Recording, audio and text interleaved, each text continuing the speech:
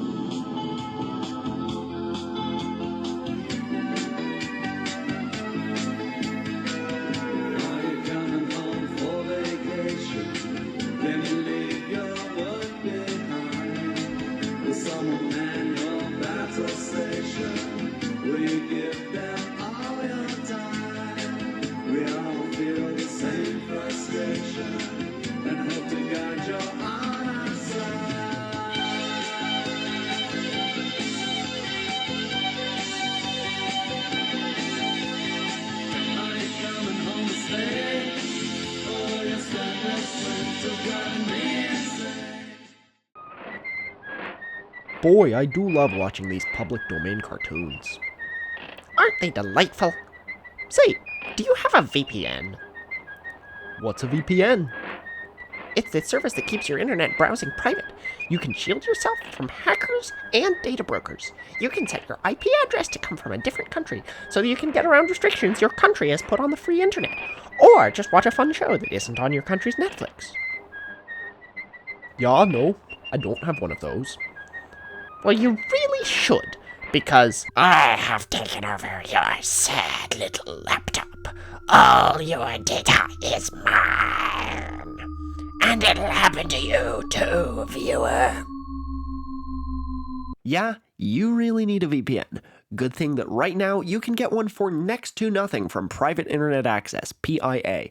With servers in 91 countries, coincidentally the same exact number of countries that Jollibee the Durian is classified as a lethal weapon in, PIA offers the most coverage, most security, and most cross-platform reliability of any VPN. I've tested PIA all over the world, and they've always worked, including in countries that are really persnickety about what you use the internet for, like China and Tennessee. By using my link in the description, piavpn.com/tourscabinet, you can get 83% off on private internet access. That's just $2.03 a month. And you can also get 4 extra months completely for free. That's right, that is a smoking hot deal, and you are not going to get it from anyone but Tor's Cabinet of Curiosities. British food is Northern European food. It's not hugely different from the cuisines of other cold, wet, oceanic European countries. Heavy, hearty, calorie-dense to get you through a long, dark winter. Short growing seasons require you to do a lot of pickling, fermenting, and other pre-refrigeration preservation processes. The staples are beef, fish, and potatoes. Flavorful tropical fruits are far away in the tropics. Not a lot of spices, because the ones we know don't grow in rainy Europe either. Not a lot of fresh vegetables. These features are pretty common to most European food north of the Alps, and they're definitely not for everyone. The specific allegations against British food: it's not seasoned enough, it's bland, it's all boiled. There's some truth to that.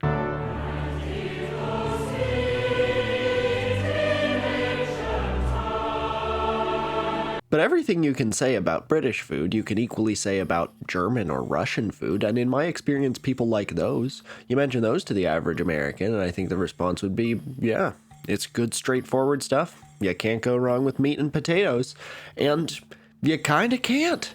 That's exactly how I feel about British food. But German food also isn't considered one of the world's great cuisines. You don't find German restaurants all over the world as easy as you can find, say, Chinese, Japanese, or Mexican restaurants. Northern Europe is not a culinary superpower. Okay, so is that it? Food from Europe isn't that good because they were just working with what they had access to before they colonized the world? Most of the world doesn't like unseasoned food, but I'm white, so I think it's fine. That's what the government wants you to think. And by the government, I mean people on social media who don't realize it's not 2020 anymore and you can go outside now. I have this screenshot saved because it's just like the most 2020 thing imaginable. Two corporate accounts having a conversation as if they're real people. Corporate accounts designed to celebrate/fetishize particular ethnicities, sort of trying to insult white people, but through a weird imagined stereotype of white people believed only by a mostly white group of extremely online Americans. Ah yes, seasoned food, a defining feature of people of color culture. I hear that the people of color really like music with notes too. Why don't we benighted white primitives put notes in our music? Have you ever heard people call Japanese food unseasoned? I mean, it doesn't have a lot of spices, right? Which seems to be the definition of unseasoned all this discourse goes off of, but nobody ever criticizes it for that. Ironically, I think Japanese food in the West is more heavily seasoned than Japanese food in Japan. I've never been to Japan, so I could be wrong about this, but the practice of drowning a sushi roll in several different sauces, I love that, but it seems kind of antithetical to the ethos of Japanese food, which is all about freshness. In Japan, and this generalizes to some other East Asian food cultures, traditionally it's rude to say something is flavorful or well-seasoned because that's taken to mean you over-seasoned it to cover up rotten food or bad cooking. It's America that's obsessed with seasoning things. In fact, I think it's a deeply white American thing to consider seasoning to be synonymous with spices, and spices to be the be-all, end-all of food quality. I came across this great quote about the seasoning police discourse. The average American understands seasoning exclusively as like a colorful powder that comes out of a jar, and the more of this you add to your food, the more morally correct you are. Now, I've heard it claimed before that something like the Japanese perception of seasoning used to be present in British cooking too. Seasoning was taken as a sign your food isn't fresh. That's why today we think British food is bland. That there's a reason British food doesn't heavily use spices beyond just not having access to spices. because for many centuries now, they have had access to spices. If you have DNA, you have doubtlessly heard the sentence I'm about to say. Hell, I shouldn't discriminate against the bots watching my video. If you've been trained on the whole internet, you've definitely heard this line too. It's the left-wing equivalent of the attack helicopter copy pasta. Say it with me. Europe conquered the whole world for spices and never used any in their food. Tiresome as this cliche may be, there's a point there. A lot of the height of colonialism was driven by the spice trade, notably the British conquest of India. Cinnamon, nutmeg, cardamom, saffron. Wars were started and nations were conquered for those, including by the British. So yeah, why don't you see those in British food? The just so story you might have heard used to explain this goes like this. Before refrigeration, everyone needed spices to cover up the taste of rotting meat. Your meat was bound to be a little bit rancid, so you had to drown it in spices. Even in Europe, presumably, food was full of spices. Spices were the oil of their time. Everyone used them, everyone needed them, and you couldn't get them at home, so sometimes you had to go to war to preserve your access to spices. In this just so story, we're led to believe that spices were a lowbrow thing, because spicing your meat was a tacit admission that it was rotten. If you were rich, you could afford meat so fresh you didn't need spices. And as refrigeration reached the masses, the status symbol of fresh, unseasoned food trickled down until all Europe moved beyond the phase where their food was full of spices. This story isn't close to being true, and I'm not sure where it comes from. Premodernist, one of my favorite history YouTubers, has a fantastic video ripping into this myth that mostly hinges on why would anyone ever eat rotten meat? People's immune systems were probably a little better in those less sanitary days, but humans were humans. Medieval Europeans could get food poisoning. Putting spices on rotten meat wouldn't make it safer or more appetizing. Nobody but Spiders Georg has ever regularly eaten rotten meat, seasoned or not. Before refrigeration, people preserved meat by drying, smoking, or pickling it. The spice trade was about conspicuous consumption. Spices were like gold. They were valuable because they were valuable. It's not like unseasoned food was a status symbol, it was the opposite. If you could afford spices from India, you could afford good fresh meat too. Over time, it became cheaper to ship tropical spices to Europe, or else people found ways to grow them in Europe, and so they declined as a status symbol. Once everyone could get spices, nobody wanted them, and high-class food became less heavily spiced. Or at least that's the trajectory of the use of some spices in the Anglosphere, like nutmeg, which used to be way more ubiquitous than it is today. That's why Britain conquered the world for spices and didn't use them in their food. To the extent that the second half of that is true at all, which it's mostly not. The fact is, British food is full of spices and always has been, just not the same ones they use in the tropics. Pepper, salt, mustard, those are so ubiquitous to you, you probably barely even see them as spices. Of course, like I said in the intro, it's always difficult to define what country a food quote-unquote comes from. On a very basic level, countries are made up, and every culture is a jumble of influences from other cultures. The Japanese don't consider ramen to be Japanese, they consider it Chinese food. A lot of what we think of as Indian food was invented in Britain, so is vindaloo also British food? It's a relatively common contrarian take to hear that British food is actually very spicy, way spicier than American food, because these days British people eat Indian food as often or more as they'll eat fish and chips or a full breakfast. Hell, fish and chips were originally considered a Portuguese Jewish food, and that was a staple in Britain for decades before people started thinking of it as inherently British. Is vindaloo not British because it uses non-native ingredients? Well, potatoes are non-native ingredients. Potatoes, as we know them, were invented by the Incas, and they didn't become common in Europe until the mid-18th century. You want truly authentic British food, everything you're used to using potatoes for, you're going to have to use turnips. And then I will fully agree with you that British food is awful. But when people say British food is awful, they don't mean vindaloo or chicken tikka masala. They mean a vague archetype of cheap, unevenly heated fried food, watery soups, and tough sausages. A cultural construct divorced from actual food eaten in Britain, and I think most people's thoughts on it. British food is a meme, a centuries-old meme that exists independently from people's opinions of what British people actually eat. Don't believe me? Check out this fascinating survey. This is a 2019 YouGov poll of 25,000 people to determine the world's favorite cuisines. Apparently, it's Italian, followed by Chinese and Japanese, which is kind of what I'd have expected. Those are damn good. But British food doesn't score too terribly. It has a 50% approval rating across the world, which is above average for the 34 national cuisines people were asked about. The further you get down this list, the more I think things are complicated by small sample size. How many Singaporeans do you think have eaten Argentine food? I don't trust this 35% approval rating. Everyone loves Thai food except the Saudis, which may also be a fluke of low sample size. Nobody likes Finnish food, it seems, except the Finns, but who's ever tried Finnish food? I have because I've been to Finland. It's alright. It's heavy on reindeer meat. Especially in the north, the Finns really do eat reindeer meat as a staple. It's not just for tourists, like haggis in Scotland. Like, a lot of countries have a weird sort of gross national dish that people within the country don't like much more than foreigners do. Like, Norwegians don't eat lutefisk often. French people don't eat snails often. But Scottish people really do eat haggis all the time, and Finns eat reindeer all the time. That's a tangent. Let's get back on track. British food gets some pretty bad reviews in this survey, but notably the countries with really scathing assessments of British food are other European countries, where the meme that British food sucks is present in the culture. Two of the countries that like British food the least are Germany and Denmark, which sure are pots calling the kettle black. Not that German or Danish food is bad, it's just made out of a lot of the same stuff as British food. Spain and France also hate British food, but they're countries that are relatively close to Britain that have their own detailed, beloved food traditions. Of course they think they're better than their neighbors.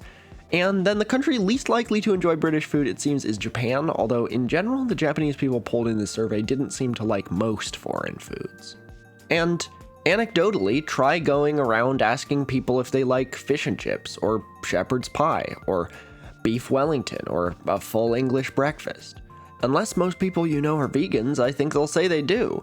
But then if you live in a Western country, you then ask, okay, so do you like British food? And they'll say, of course not. When people dissing British food name specific dishes, usually it's stuff that is objectively gross that no one eats anymore, like jellied eels, or dishes that are basically memes in themselves, like a toast sandwich. People like British food until they're told it's British. So, is it less rooted in dislike of the food than dislike of the British? Why would anyone dislike the British?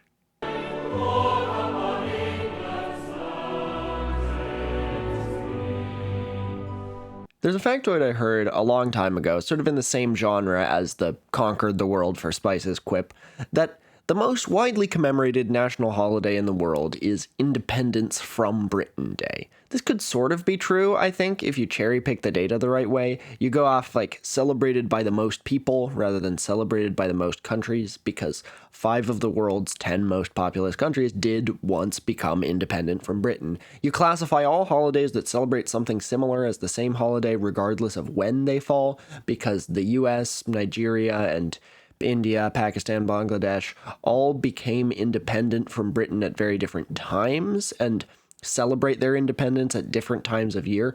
That doesn't seem crazy to me. I mean, Christmas isn't even consistently celebrated on the same day worldwide. I still think even with that methodology, religious holidays and New Year's overtake Independence Day, but it's up there. I mean, here's a map of the countries worldwide that have never fought a war with Britain. I'm pretty confident this map is real. Comedy frowns on making the weak the butt of the joke. I've said in my Jerry Lewis video and referenced again more recently that humor is rarely immortal or universal, but there are some universal themes, and a category of humor that I think is fairly immortal is making the strong appear weak. In the days of the height of British colonialism, it was not easy to find something the Brits seemed bad at. They were better than anyone else at conquering, industrializing, inventing. They had an empire on which the sun never set. You can't make fun of that even while they're subjugating you because there's no way to make that seem weak and pathetic. What was their weak spot? What about them could be mocked? Well, their food isn't that great. In fact, as long ago as the American Revolution, which took place long before the British Empire hit their peak, people fighting the British made jokes associating them with bad food, calling the red-coated soldiers lobsters, which at the time were considered poverty food that you only eat as a last resort. No matter what country you're in, making fun of the British is almost always punching up. And since they conquered the world, their food has become easy to find the world over. I don't think jokes about Finnish food really land because nobody outside Finland has ever tried it. So if you're gonna make fun of any national cuisine, British food is an easy and relatable target. But that's my speculation, and I don't know if it passes muster because I don't think the meme about British food comes from countries they colonized. The YouGov food survey seems to suggest it's mostly European countries that hate British food. India, which has good reason to hate the British, seems to like British food more than any European country does, except Britain itself. And I trust that sample size because British food is pretty easy to find in India. Hell, India likes British food even more than Hong Kong does, and Hong Kong is the only former British colony that desperately wishes it was still colonized.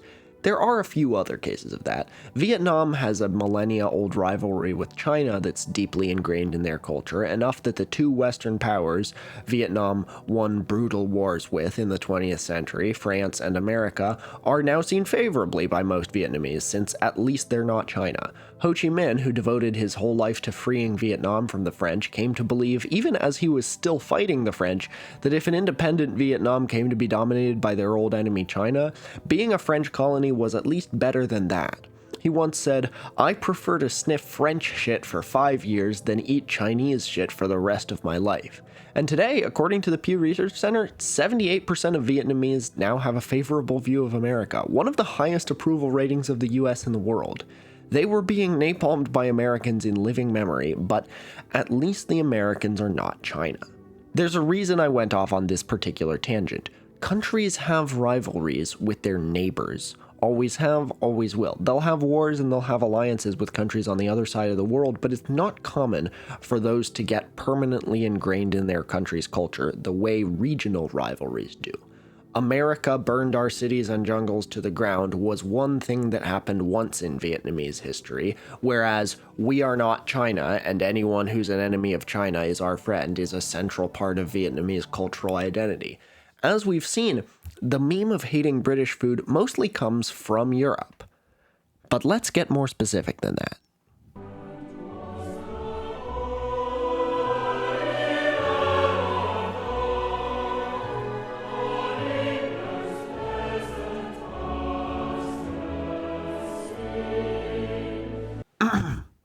We recommend avoiding general and often dehumanizing "the" labels such as the poor, the mentally ill, the French, the disabled, the college-educated. Instead, use wording such as people with mental illnesses. Yes, this tweet is real. So the Brits' longest cultural rivalry is with people with mental illnesses, or as I still call them because I'm problematic, the Back before Britain and France had colonial empires they could extend across the world and start wars with everyone, they just had each other to fight, so fight they did. Arguably the longest single hot conflict in history, the intermittent 100 Years' War of the Middle Ages, was fought between England and France. Even once they had colonial empires, they still fought each other. The 7 Years' War in the 18th century is sometimes nicknamed World War Zero because it pitted Britain against France with fighting going on in almost all of their respective colonies. There were theaters of war on almost every continent, and there'd never been a war like that before. And more than just fighting wars, they had a cultural rivalry too. If you met a foreigner in England, they were probably French. They've been the two biggest powers in Western Europe for most of their history, and culturally, they're really not that different. There's no rivalry like a sibling rivalry. Historians like to talk about how Napoleon invented or popularized the modern concept of nation-states, a group of people with a roughly shared language, culture, and/or ethnicity, living within defined borders with a single government whose authority is unquestioned. But I'd nominate a different Frenchman as an early nation builder, someone who believed that a united country must have a shared culture, and he was going to build that culture. You know him, the Sun King, Louis XIV. He wanted to convince all of Europe that the French way of doing things was the classy way of doing things. He founded art, music, and architectural schools to attract bright people from across Europe. France was where to learn about how to be classy, because nobody else was putting so much money and effort into making their country appear culturally sophisticated. The French language was promoted as the language of the aristocracy, which it remained for centuries, even in places far from France. I read The Brothers Karamazov in high school, which takes place among 19th century Russian aristocrats, and at one point there's a line where, in the middle of a conversation, someone's like, "Should we switch to speaking Russian?" And then someone else says, "Why would we do that? French is just fine." And, I'd obviously assumed that the characters were supposed to be understood as speaking Russian the whole time, but 19th century Russian aristocrats didn't speak Russian. They spoke French, because they were aristocrats. There's a reason elite is a French loanword. That's partly why we think of French culture as snooty and aristocratic, because unlike cultures which grew naturally from average people's beliefs and practices, a lot of traditional French culture was consciously invented by aristocrats in order to say, our culture is French culture. This happened in other countries too, but nobody was as good at it as the French. One major part of this era of conscious invention of Frenchness was the invention of a new standard for what high cuisine could be. Elaborate feasts had always been something aristocrats had enjoyed the world over, but there was a new perception under the reign of Louis XIV that cooking should be treated as a fine art. The chef François-Pierre de La Varenne wrote a cookbook in 1651, Le Cuisinier François, codifying a new style of cooking, consciously invented by the French as a break from medieval food traditions. The title simply translates to French cooking, and that's how people all over Europe were meant to take it. From there on out, Varenne's inventions were supposed to be the French cuisine. Here there really was a shift from heavily spiced foods to simpler, fresher flavors, because spices from the tropics were becoming something ordinary people could buy. So as a status symbol, the spiced dishes that used to decorate European aristocrats' tables now seemed a bit tacky. The new way to show your wealth was to demonstrate freshness and attention to minute detail. La Varenne said, "When I eat cabbage soup, I want it to taste like cabbage." Desserts became sweet, and sugar was banished from main dishes. This was new, and pretty tasty, and nobody else was doing it. Word got around among European aristocrats that if you want to keep up with the times, you gotta hire a French chef. The notion that France is the place for quality food became ingrained across Europe, and when the French Revolution struck and anything aristocratic was put under suspicion, French chefs were taken in by royal courts across Europe. Haute cuisine kept getting snootier into the 19th century, when Marie-Antoine Carême, sometimes considered the most influential chef of all time and the real father of French cuisine, became the court chef for the Russian and then English royal families. France had become one of the most food-obsessed cultures in the world, certainly far surpassing practical, stiff upper lip Britain. So the British nobles weren't eating British food in the 19th century. They were eating French food, even as France itself was their main rival as the world's top colonial power. France had successfully built a perception of itself as the world capital of food. When your oldest cultural rival country is the world capital of food, when only that country's food is the global standard for fancy food, well, you develop a bit of an inferiority complex about your own cooking. Of the world's two biggest powers in the mid-19th century, everyone understood that France is the one with the good food. The British, well, their food didn't take the world by storm the way the French did, because they didn't invent a whole new category of food and do an aggressive PR campaign among the crowned heads of Europe. So it must be bad, right? Except one British food around that time did take the world by storm: the sandwich. A well-known story, which I always thought was apocryphal but may well be true, has it that John Montagu, the 18th century Earl of Sandwich, invented it so that he could have a meal while playing a card game without getting his hands dirty. And that speaks to the difference between British and French food better than anything else. Sandwiches were a convenience food, and they caught on with ordinary people. French cuisine was the opposite of convenient, and that's the point, so it caught on with the chattering classes. To the general public, especially today, British food is sometimes seen as bad because it's associated with an uppity and oppressive country. But to the cultural tastemakers of the 19th century, the first time a negative perception of British food became a thing, British food was bad for the opposite reason. It was common and practical and thoroughly lower class. But There was a time when British food really was the worst thing in the world.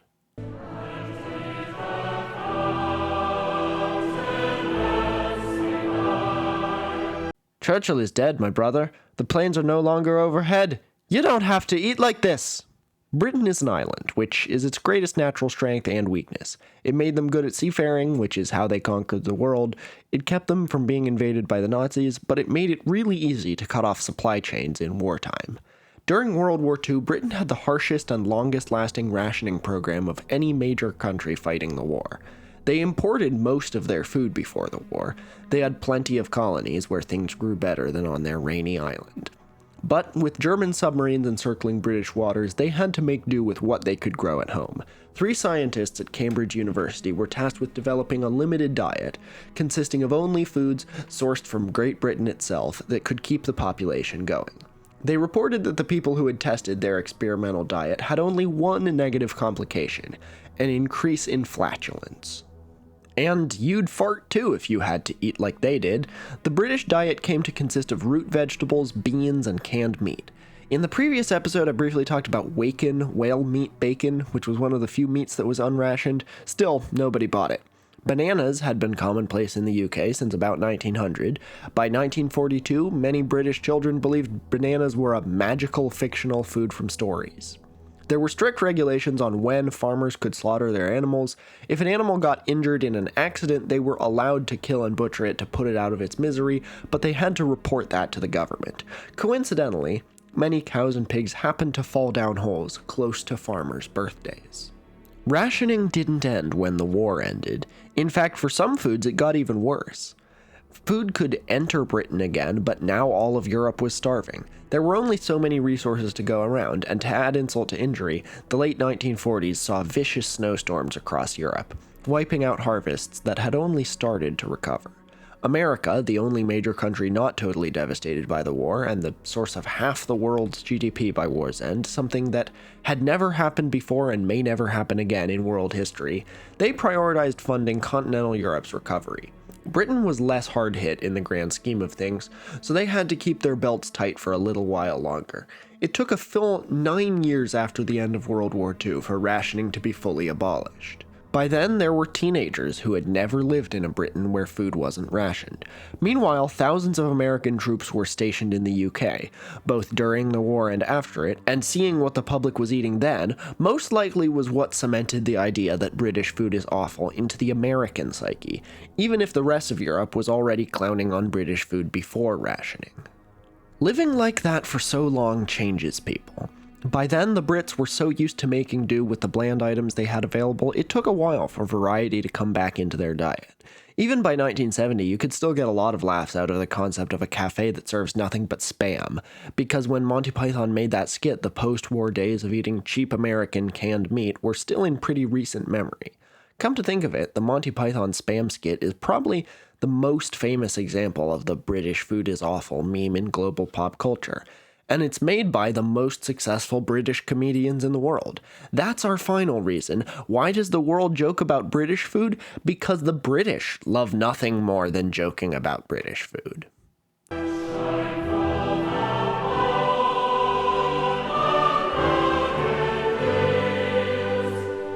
Good heavens! Issue umbrellas! The Scots are firing porridge!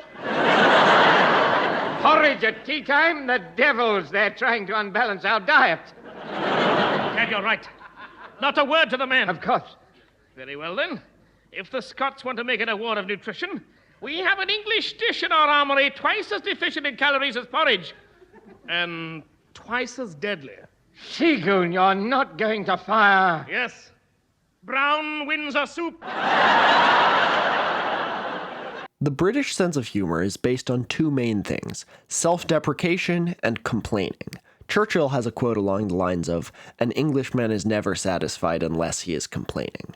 What I just played is from a 1956 episode of Britain's favorite radio comedy show, The Goon Show, which didn't mean then what it would now. Like Monty Python, who they were a big influence on, they made fun of British food all the time. Rationing had only been off for 2 years when this was made. Complaining, paradoxically, is central to the old stoic, stiff upper lip mentality. When everything sucks, you joke about how much it sucks. that's how you get through tough times. But now that I've exhaustively explained the cultural significance of British food jokes, I want to point out something else in the clip I just showed. Something that honestly is sort of the reason I wanted to make this episode in the first place. If you clicked on this video simply to get an answer to the title question, there you go. You've got 5 of them, and depending on where you are in the world, a different combination of the 5 is probably true. But please stick around. Listen to this Goon Show clip again. What terrible food specifically are the English throwing at the Scots? Brown Windsor soup. Brown Windsor soup is such an evocative name. Aspirations to a specifically British sort of classiness. And then the most unappetizing color right there in the name. The color that everyone accuses British food of always being. Okay, that's a stereotype that's kinda true, but a lot of food is brown. Brown Windsor soup was the bane of a generation, but it's also been called the soup that built the British Empire. If you asked a Brit in the post-war era who'd been a child during the Victorian or Edwardian periods, they would invariably say that they grew up having Brown Windsor soup everywhere cheap, low-quality food was sold. School cafeterias, railway dining cars, hotel buffets. The clip I played was neither the first nor the last time the Goon Show used Brown Windsor soup as the apotheosis of terrible British food. There was one, deeply of its times episode, in which the protagonists injected Brown Windsor soup into Chinese people to turn them into Englishmen, nor was the Goon Show the only place Brown Windsor soup was mocked in mid-20th century Britain. It showed up in the Carry On movies, another comedy series hugely popular around then, in a 1943 novel by Charles Dickens' great-granddaughter Monica, and a 1947 novel in which a character mentions it being served at, quote, a sordid little hotel. The reputation of Brown Windsor soup even spread across the pond. In 1958, the New Yorker ran a restaurant review in which they quipped, a fine brown soup, formerly listed on British menus as a Brown Windsor soup, is as hard to imagine as a fine kind of dislocated elbow. As the era when Brown Windsor soup was ubiquitous faded further into the past, oddly enough, it seems that memories of Brown Windsor soup became more detailed. A 1981 cookbook published by a British-born American woman, intended to prove that British food isn't that bad, used Brown Windsor soup as an example of British food that really is that bad. For many years, a particularly unappetizing version was continually served by British Railways in their dining cars, which may explain its present demise. Throughout my childhood, I assumed it was the only soup that could be served on a train, and having tasted it once, I knew better than to risk the experience again. She also writes that it's a, quote, hearty beef soup, one of the only times Brown Windsor soup gets a description beyond just its color and dreariness.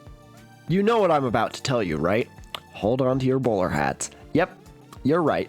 Before the 20th century, there is no evidence that this supposed Victorian staple ever existed. It is a nationwide Mandela effect.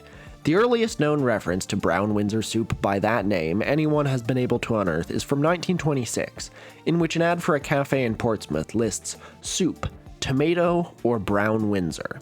And even after this, references to Brown Windsor soup on menus or in cookbooks are few and far between, and outnumbered by jokes about how terrible it was, and rationing sucks, but at least we're not all eating Brown Windsor soup anymore. All the claims that it was served on trains, purportedly one of the most common places to find Brown Windsor soup, are especially perplexing. Of course, the rail historians have gone to work attempting to find some evidence of our soup on a dining car menu. Other than maybe Japan, I think no country but the UK has such a culture of autistic train people, so visible and at least somewhat understood by mainstream society. Of course they have autistic trained people everywhere, but in Britain they're a type of person who are familiar to normies. Francis Bourgeois could only come from one country.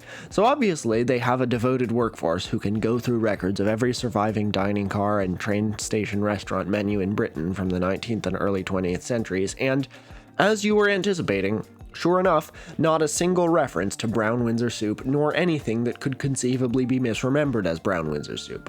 For obvious reasons, soup was almost never served on trains. What you do find references to, if you go searching through historical sources for Brown Windsor soup, is Windsor soup. Windsor soup, which is white, very much was the name of a soup in Victorian Britain. Windsor soup was just as fancy as its name suggests. It was served to Queen Victoria at her titular castle and to London's elite at the Savoy Hotel, and certainly wasn't considered cheap cafeteria slop. Recipes varied. The first known soup, called Windsor soup, was a thin noodle soup purportedly enjoyed by Kings George III and IV in the early 19th century.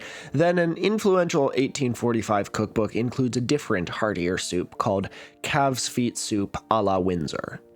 Broth from calves' feet or tails was typically the base of the soup. Beans, rice, barley, cream, and a range of meats were all added to Windsor soup at various points by various restaurants and cookbooks. It seemed to become a catch-all term for a fancy, light-colored soup. By the 1920s, Windsor soup began to trickle down to the masses. You could buy canned soups, again with a wide variety of ingredients, called Windsor soup. But by then, people were already joking about brown Windsor soup, and again, this Windsor soup was not brown. But there was a place the words brown and Windsor belonged next to each other in the Victorian era, a popular brand of soap called Brown Windsor Soap. If you do a search of newspaper archives before World War II for brown Windsor soup, the vast majority of results will be electronic misidentifications of brown Windsor soap. Nobody seems to have hated brown Windsor soap, so it didn't get an afterlife as a meme. If you do a search of newspaper archives after World War II for brown Windsor soap, the vast majority of results will be electronic misidentifications of brown Windsor soup. Ugh, remember when we all had to eat brown Windsor soup gets more attention than remember when we all washed up with that nice-smelling brown Windsor soap.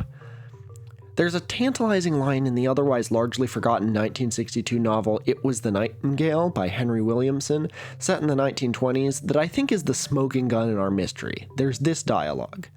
"The general manager deserves to be drowned in a bath consisting of his own brown Windsor soup." "Isn't that a soap?" "Soup or soap, the taste is the same." At long last, a joke about brown Windsor soup that seems to allow that it didn't exist. So what? This was a huge collective misremembering of brown Windsor soap? I guess those kinds of things do happen, but I don't think so. Not necessarily. People have found a handful of references from the 1920s through 50s to brown Windsor soup as a real soup on menus. At some point, a real soup was served by some people called brown Windsor soup. One of my sources that has searched far and wide for brown Windsor soup, the Foods of England blog, makes this baffling observation. There are a small number, we found 3, of references to tinned brown Windsor soup in Scottish and Irish newspapers of the 1940s, and one from England. Odd thing is, these all seem to be one-offs. The adverts are repeated without brown Windsor soup, and we can't find it in any wholesale catalogs. No idea what's going on. You and me both. This makes it seem like there's some sort of cover-up to deliberately scrub evidence of brown Windsor soup having existed from the public record. There are newspaper ads for canned soup that mention brown Windsor, but the version of the ad that included brown Windsor in the list of soups you can get only ran once, and identical ads were rerun with the only thing changed being no more brown Windsor reference. And you can find wholesale catalogs from around this time that will sell you New Forge concentrated soups, but not the brown Windsor variety. There's gotta be a more plausible explanation here than soup conspiracy. I'd say that this happened to be right when brown Windsor soup fell out of favor with the public and canned soup companies discontinued it, but again, this is not just the last, but also one of the first ads for brown Windsor soup under that name. Another blog points out that not only was Windsor soup a thing in the Victorian era, they also had a soup that wasn't anything like Windsor soup and was much more down market, simply called brown soup. Here's an 1890 restaurant menu with brown soup. Some ads for bouillon cubes from around the same time recommend using them to make brown soup. In 1895, it's mentioned being served in a nursing home. A 1913 recipe for brown soup seems to reveal that yes, it's a hearty beef soup, just like the memories of brown Windsor soup. No record of it being served on trains. Again, no soup on trains. That seems to have been a widespread but completely false memory. But I think we have our answer here. In the Victorian era, these 3 things existed. Windsor soup, which was expensive and aristocratic. Brown soup, which wasn't. And brown Windsor soap, which was a soap. Some sharp Victorian wit, probably a school kid, began calling the watery brown soup served at his cafeteria brown Windsor soup, which was probably a really clever pun at the time. They think they're serving us something as fancy as Windsor soup, but this brown sludge really just tastes like soap. So it's brown Windsor soap soup. It caught on as a nickname for low-quality soups, remembering having heard of Windsor soup, and brown Windsor soap, and probably correctly remembering having had a lot of bad meals on trains and in hotels. People who grew up in the Victorian era, their memory clouded by all the decades of chaos and upheaval since then, conflated all four of these memories. By the time it was being made fun of, people earnestly did remember this beefy soup being called brown Windsor soup, including some people who ran restaurants or canneries. The few establishments that still served brown soup began calling it brown Windsor soup, probably because that's what they thought they really remembered it was called. People change the world to fit our perceptions of it. We are storytelling creatures. We love a narrative. If we believe British food to be bad, our memories will invent bad British foods that we are certain we've had before.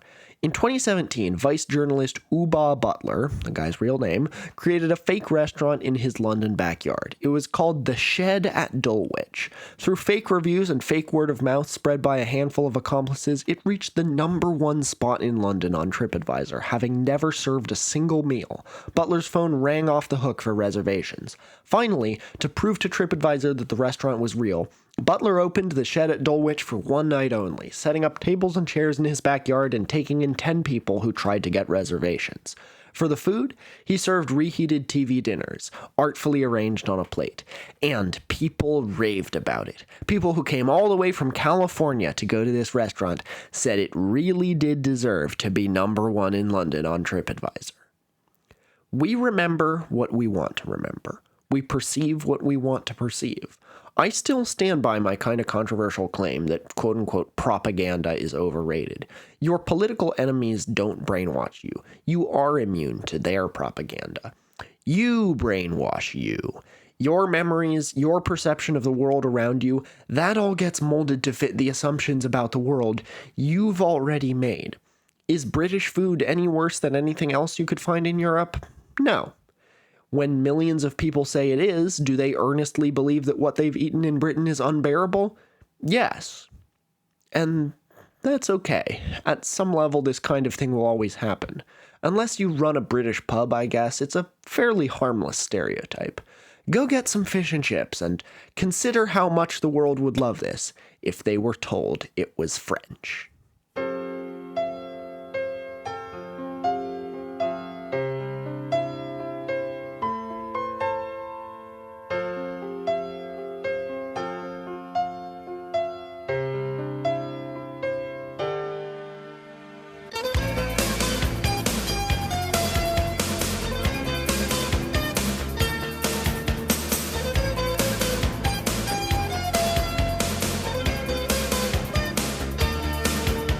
Believe in something right, but you do something wrong.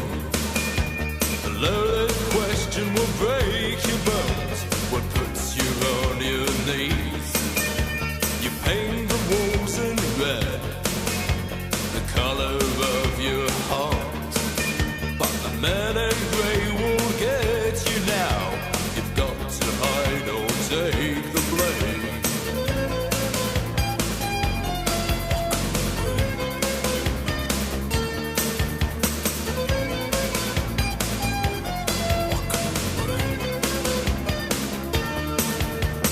Want to reach your friends, but they break the ties you had. You know the ones you've got to buy, so swallow your pride and pain. The rumors have been spread, you've got to leave this town, and accusing